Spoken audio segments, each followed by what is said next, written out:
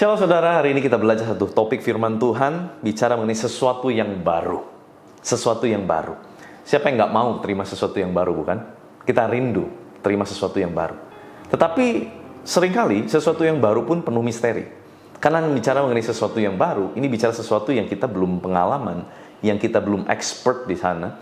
Dan mungkin ini sesuatu yang betul-betul baru buat kita dan membuat kita meraba-raba kembali hal yang mungkin dulu kita sudah profesional di bidangnya. Tetapi kalau Tuhan bawa kepada sesuatu yang baru, kita harus berani melangkah, ikut dengan cara Tuhan. Coba kita lihat Bilangan pasal 32 ayat yang kelima. Lagi kata mereka, jika kami mendapat kasih-Mu, biarlah negeri ini diberikan kepada hamba-hamba-Mu ini sebagai milik, janganlah kami harus pindah ke seberang sungai Yordan. Saudara, justru Tuhan mau membawa bangsa Israel ini menyeberangi sungai Yordan. Sebab setelah mereka menyeberangi sungai Yordan, itulah betul-betul tanah perjanjian.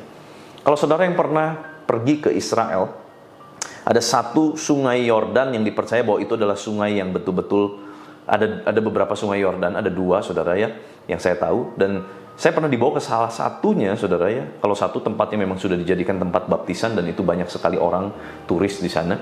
Tetapi ada satu tempat yang betul-betul itu adalah perbatasan antara Israel dengan orang-orang Palestina.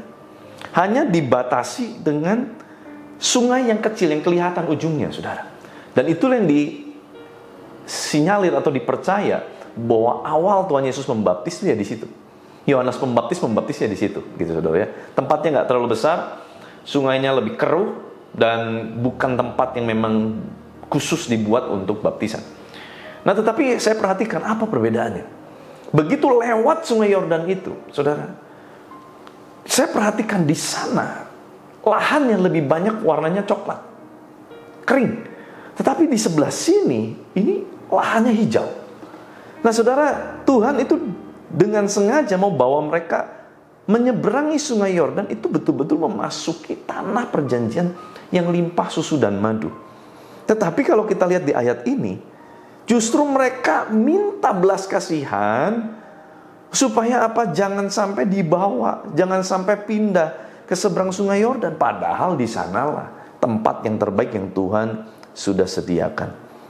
Nah saudara, kalau kita lihat peristiwa di Bilangan pasal 32 ini jauh sebelumnya, jauh sebelum semua ini terjadi, ada sebuah ketakutan bagi bangsa Israel untuk menyeberang sungai Yordan. Kenapa? Karena mereka nggak tahu apa yang akan mereka hadapi di balik sungai itu. Ini sesuatu yang baru buat mereka. Mereka belum pernah melewati itu. Mungkin mereka pun punya trauma masa lalu ya kalau kita perhatikan. Waktu Tuhan bawa mereka menyeberangi Laut Teberau, walaupun mereka terima mujizat, ternyata setelah mereka nyeberang Laut Teberau, apa yang mereka terima? 3 hari 3 malam padang gurun. Mereka nggak mendapat air.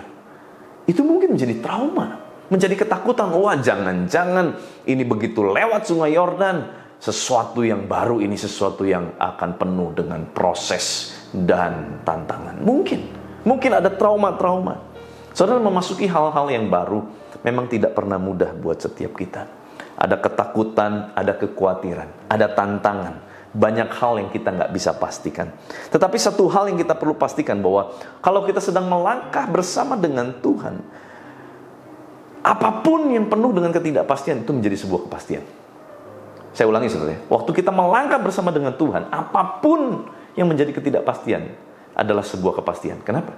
Karena pasti berjalan bersama dengan Tuhan, endingnya baik saudara.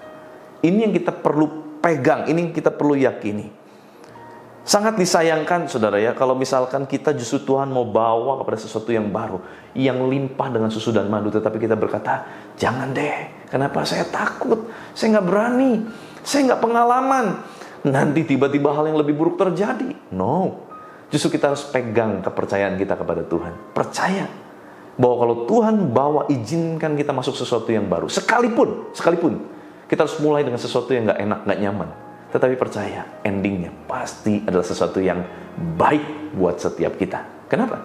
Karena Tuhan sudah menulis di dalam firman-Nya, mengatakan melalui firman-Nya, bahwa masa depan yang penuh dengan pengharapan itu akan Tuhan berikan.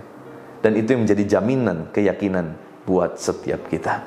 Saudara, Waktu kita melangkah dengan iman, kita memang nggak pernah tahu apa yang akan terjadi berikutnya. Tetapi waktu kita melangkah dengan iman, kita sedang memastikan bahwa Yesus itu ada bersama-sama dengan kita, dan kita bersama-sama dengan Yesus. Kalau Yesus di pihak kita, maka siapakah yang menjadi lawan kita? Tidak ada, saudara.